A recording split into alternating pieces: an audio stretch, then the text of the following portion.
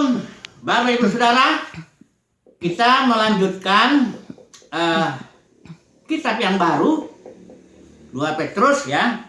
Ini studi kristalisasi, suatu studi yang mencoba mencari benda-benda kristalisasi, artinya tema-tema yang penting lah ya dalam surat 2 Petrus ini. Jadi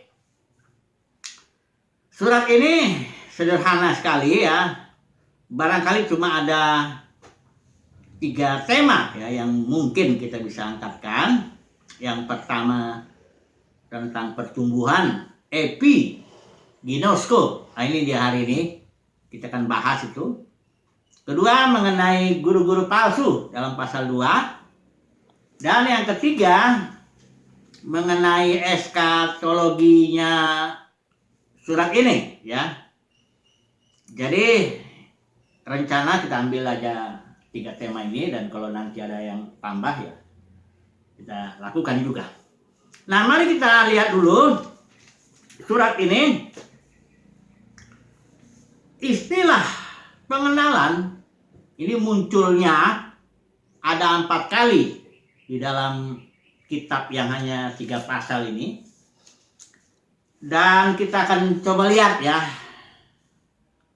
Periksa dulu apa maksudnya pengenalan, karena ini merupakan dasar teologis daripada nasihat-nasihat atau peringatan-peringatan dalam surat ini. Ya, peringatan terhadap guru palsu dan juga akan kedatangan Tuhan. Ini semuanya dasarnya tuh pengenalan ini. Ya, ini menjadi dasar teologis lah ya. Nah, istilah Yunani pengenalan itu epinosis, pengetahuan itu gnosis itu ya. Nah, ini asalnya dari istilah epiginosko. Ya. Ini munculnya epinosis ini ada 20 kali dalam Perjanjian Baru. Tapi dalam surat Petrus 4 kali ya. Atau kita coba baca dulu ya. Ada di pasal 1 ayat 2. Coba dulu ya. Ada hanya 4 ini. Kita baca aja. Kasih karunia dan damai sejahtera melimpahi kamu oleh pengenalan, epiginosko ini ya, akan Allah dan akan Yesus Tuhan kita. Kemudian di ayat 3-nya. Karena kuasa ilahinya telah menganugerahkan kepada kita segala sesuatu yang berguna untuk hidup yang saleh oleh, ini dia pengenalan, epiginosko kita akan Dia yang telah memanggil kita oleh kuasanya yang mulia dan ajaib. Kemudian yang ayat 8 pasal 1 ya. Jadi pasal 1 ada 3 kali istilah pengenalan muncul ya. Ayat 8. Sebab apabila semuanya itu ada padamu dengan berlimpah-limpah, kamu akan dibuatnya menjadi giat dan berhasil dalam pengenalanmu, epiginosko, akan Yesus Kristus Tuhan kita. Ini artinya apabila semuanya itu artinya kalau ditambah-tambahkan ya dari iman, nanti kita lihat ya. Kalau itu terjadi, maka berhasil kita dalam pengenalan, dalam epiginosko kita kepada Tuhan. Kemudian yang terakhir pasal 2 ayat 20. Ya, ini bagaimana ini? Sebab jika mereka, ini guru palsu ini dia bilang nih, oleh pengenalan mereka akan Tuhan, oleh epiginoskonya mereka akan Tuhan dan juru selamat kita Yesus Kristus, telah melepaskan diri dari kecemaran dunia, tetapi terlibat lagi di dalamnya, maka akhirnya keadaan mereka lebih buruk daripada yang semula. Ini ayat ini dikenakan oleh Petrus kepada guru-guru palsu. Oke. Sebenarnya apa? Epinosis ya, atau yang berasal dari istilah gnosis itu berasal dari ginosko. Sama itu ya. epi, kita tahu ini istilah ini epi, ini artinya di atas, ya, di alam yang lebih tinggi, ya, kira begitu ya. Sementara ginosko yaitu pengetahuan, dalam bahasa terjemahan dibilang knowledge, ya, atau suatu pemahaman lah, ya. Nah, jadi epi ginosko itu adalah suatu pengetahuan dalam dimensi yang lebih tinggi, ya, karena pengetahuan itu sebenarnya banyak, ya, pengetahuan banyak. Ada pengetahuan karena apa ya, pengetahuan dari dukun, ya, itu pun pengetahuan. Pengetahuan dari tradisi, orang-orang tua ngomong begini, itulah pengetahuan. Ada pengetahuan yang dibilang pengetahuan keilmuan, yang didapat berdasarkan metode keilmuan. Itu yang dibilang scientific knowledge, pengetahuan keilmuan, ya. Ada lagi ini satu pengetahuan yang mau kita bahas di sini, epiginosko, suatu pengetahuan yang didapat dari pewahyuan, atau karena dia di alam yang lebih tinggi. Dia bukan pengetahuan alam atau pengetahuan yang jasmani, bukan. Dia yang di alam yang lebih tinggi lah, ya. Epiginosko, ya. Ini juga bukan karunia, karena dalam 1 Korintus 12 ayat 8 itu ada karunia pengetahuan, ya. Bukan itu, bukan karunia ini.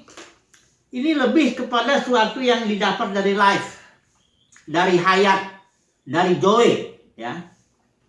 Karena pengetahuan begini, kadang-kadang hamba Tuhan berdoa, tiba-tiba Roh Kudus kasih tahu, ini ada jimat dalam dirinya, gitu, misalnya. Dia menyimpan jimat, misalnya. Itu pengetahuan yang datang karena karunia, ya. Tapi ini pengetahuan yang datang karena Elohim sendiri, hidup Elohim itu, hayat, joy, ya. Jadi epiginosko itu suatu pengetahuan, kalau saya bilang pengetahuan rohani, boleh juga, karena ada satu buku lah, ya, si Watchman ini yang sering saya kutip nih, dia menulis, judul bukunya Spiritual Knowledge, pengetahuan rohani, ya. Dia membedakan, karena memang ini sangat beda sekali. Ini sangat beda sekali dengan pengetahuan yang lain. Saya akan coba dulu, ya, menjelaskan ini epiginosko ini dengan saya bandingkan dulu dengan pengetahuan Alkitab, karena banyak orang, ya, dengan gampangnya aja ngomong Alkitab adalah firman Tuhan, katanya. Ya. Dan orang yang belajar Alkitab, khususnya yang belajar di sekolah teologi, itu berarti dia belajar firman Tuhan. Karena dibilang Alkitab adalah firman Tuhan. Coba dulu, renungkan dulu, ya. Benar nggak sih Alkitab ini firman Tuhan? Saudara tahu di dalam Yohanes 1 ayat 1. Pada mulanya adalah firman. Firman itu bersama-sama dengan Elohim. Dan firman itu, perhatikan, ya. Firman itu adalah Elohim. Firman Tuhan adalah Elohim. Firman Tuhan adalah Tuhan sendiri. Kemudian ayat 14-nya, firman itu menjadi manusia. Siapa itu? Yesus. Ya. Jadi firman itu adalah pribadi Elohim sendiri. Kalau mau dibilang pribadi kedua, begitu, ya. Terserah. Yang jelas, firman itu sesuatu yang hidup, bukan Alkitab. Saya tahu ini Alkitabnya. Ini Alkitab adalah buku yang berisi tulisan di dalam di atas putih, ya, yang diilhamkan oleh Roh Kudus, sehingga penulisnya itu tidak melakukan kesalahan. tuil pun, satu iota pun tidak melakukan kesalahan. Itu sebabnya Alkitab dalam tulisan aslinya tidak bersalah. Saya sangat yakin akan infallibility atau ineransi daripada Alkitab. Alkitab tidak bersalah. Tapi ingat ya, Alkitab buku ya. Alkitab itu buku hitam di atas putih yang di aslinya ya, bahasa Ibrani yang perjanjian lama, yang Yunani perjanjian baru. Aslinya itu ditulis karena ada ilham atau pimpinan roh ya, sehingga tulisannya yang asli ya tidak bersalah. Tapi kalau terjemahan ya tentu ada kekeliruan. Jadi bedakan Alkitab dengan firman, bedanya jauh sekali. Alkitab adalah buku, firman adalah pribadi Elohim sendiri. Orang yang belajar Alkitab tidak sama dengan belajar tentang Elohim.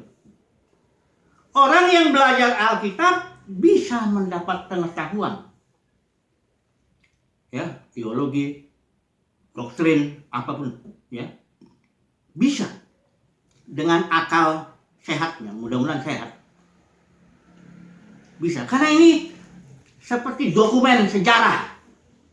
Harusnya ya diteliti dengan metode penelitian sejarah. Metode kritis. Kritik redaksi, kritik bentuk, kritik sejarah, kritik sastra, ya, kritik apalagi itu, yang kritik konteks itu. Jadi orang yang belajar Alkitab tidak langsung otomatis berarti dia belajar firman. Ya, saya ulangi lagi ya. Karena gini, orang yang belajar Alkitab bahkan belum lahir baru pun nggak percaya Alkitab pun, nggak percaya Tuhan pun bisa. Itu ideologi liberal kan berasal dari orang-orang yang menganggap Alkitab ini hanyalah dokumen sejarah. Nggak ada dia percaya inspirasi atau apa pewahyuan, enggak. Dia teliti bisa. Hampir tingkat tertentu ya. Tapi belajar firman inilah epiginosko. Belajar tentang Elohim. Nah ini beda. Beda yang dibilang Petrus di sini adalah epiginosko, suatu pengetahuan di alam yang lebih tinggi. Ini dia. Saudara bisa lihat, Yesus bilang begini. Perkataanku dalam Injil Yohanes ya, adalah roh dan hidup. Itulah perkataan firman. Roh dan hidup. Life dan spirit. Kalau mau belajar perkataan Yesus itu harus masuk ke dalam alam roh, mendapat pewahyuan, baru bisa mendapat epiginosko. Kalau kita di alam jasmani, ini anggap dokumen sejarah, belajar teologi aja, doktrin aja, nggak bisa. Itu bukan epiginosko. Itu knowledge, biasa aja.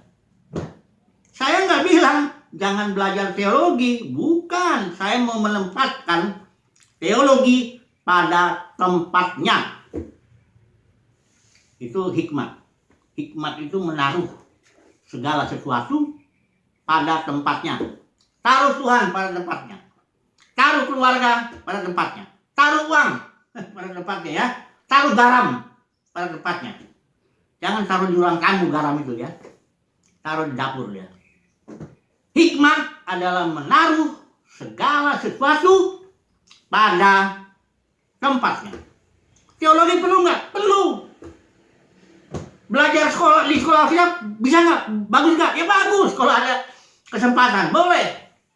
Tapi jangan bilang orang yang belajar teologi itu berarti dia sudah mengenal firman Tuhan. Jangan bodoh lagi, ya. Paulus bilang pengetahuan membuat orang sombong. Orang kalau udah S1, S2, S3 makin nggak bisa diajarin. Rasa-rasa begitu ya. Karena kalau kita bilang pengetahuan membuat orang sombong. Tapi kalau epiginosko membuat orang mengenal Tuhan, mengenal dirinya, mengenal alam semesta. Sudah jelas nih bedanya ini. Mengetahui Alkitab, ya, mengetahui Alkitab dengan epiginosko. Yesus sudah bilang begini. Orang Farisi nggak percaya kebangkitan kan? Dia bilang begini, kamu sesat, kata Yesus. Kenapa sesatnya? Karena dua hal. Kau tidak mengerti kitab suci, Alkitab ini loh, nggak ngerti dia. Kedua, engkau tidak mengerti kuasa Elohim. Jadi kalau cuma mengerti ini, sesat. Definisi sesat itu apa sih? Definisinya menurut Yesus dua itu. Tidak mengenal kitab suci, tidak mengenal kuasa Elohim. Itu sesat. Jadi orang yang hanya nekanin tentang udah S1, S2, S3, dia udah merasa nggak sesat gitu. Tunggu dulu. Kalau nggak ngalamin kuasa Elohim gimana? Kalau nggak mengalami pewahyuan gimana? Kalau nggak memahami dimensi Elohim, dimensi higher realm itu apa? Dimensi yang surgawi gimana? Sesat. Ya? Jadi yang dibicarakan Petrus adalah epiginosko, suatu pengetahuan yang berasal dari tentu kitab suci, tapi juga kuasa Elohim. Ya. Jadi ini karena begini. Sekarang ini dalam dunia kekristenan seolah-olah ini ya. Orang yang belajar Alkitab menjadi di sekolah teologi itu dianggap mengerti firman Tuhan. Waduh, salah besar itu. Saya kadang-kadang ngikutin juga perdebatan itu ya. Perdebatan yang mengenai istilah dunia. Dunia ini kan kosmos, ya istilah Yunaninya. Kalau suatu istilah dimaknai sesuai konteks, ini saya ngomong dulu sebentar ya untuk contoh aja. Jadi dunia itu dalam perjanjian baru bisa artinya langit, bumi, laut dan segala isinya atau semua manusia bisa. Bisa juga artinya secara geografis ya, sudah datang ke dunia itu maksudnya itu tanah Palestina ya. Tapi ada lagi satu istilah, dunia adalah sistem keagamaan. Itulah yang membunuh Yesus itu. Nah ini ada dua narasumber itu ya. Narasumber yang pertama dia bilang ini. Ya dia membanggakan ya, saya ada 3 sekolah teologi, disertasi saya ini Injil Yohanes. Tolong berikan seorang yang ahli lah dalam Injil Yohanes, ya, supaya berdebat dengan saya, kira-kira begitu. Seolah-olah yang nggak sekolah itu nggak tahu gitu ya. Ini sombong. Pengetahuan membuat orang sombong. Kalau teologi juga, kalau nggak ditempatkan pada tempatnya, bikin orang sombong, buta, ya, nggak ngerti apa-apa. Karena sesat itu 2, kitab suci dan kuasa Elohim. Nggak bisa sama, jangan disamakan ya. Jadi yang dibicarakan Petrus adalah epiginosko, suatu pengenalan, pengetahuan di alam yang lebih tinggi. Sama dengan Ibrani 10 ayat 25. Jangan menjauhkan diri dari pertemuan. Itu apa? Episunagoge. Epi itu tinggi, sunagoge pertemuan. Jadi pertemuan di alam yang lebih tinggi. Saya udah jelasin dulu. Ya, bukan pertemuan di alam jasmani. Kalau 1000 orang Kristen kumpul, rohnya nggak ketemu, itu dia tidak menggenapkan Ibrani 10 ayat 25. Tapi sebaliknya kayak Paulus, aku udah hadir, tapi secara rohani aku hadir. Terjadi pertemuan di alam roh, itulah dia menggenapi Ibrani 10 ayat 25. Kayak gini juga, epiginosko, pengetahuan di alam yang lebih tinggi. Oke, ini belum masuk ya, pembukaan dulu, karena kalau nanti kita nggak memiliki pemahaman yang sama, kita nggak pengenalan itu yang langsung lah pengetahuan Alkitab, wah jangan begitu. Oke, kesimpulan dulu lah ya, sebelum masuk besok lagi masuk. Kesimpulannya, pengenalan atau apa ya, pemahaman ya, pengetahuan. Alkitab selalu bicara yang jenis epiginosko, pemahaman yang di alam yang lebih tinggi ya. Sekali lagi, pemahaman kita suci perlu, tapi sama perlunya ya dengan pengalaman kuasa Elohim dalam hidup sehari-hari, dibentuk, diremukkan, dihajar, diproses.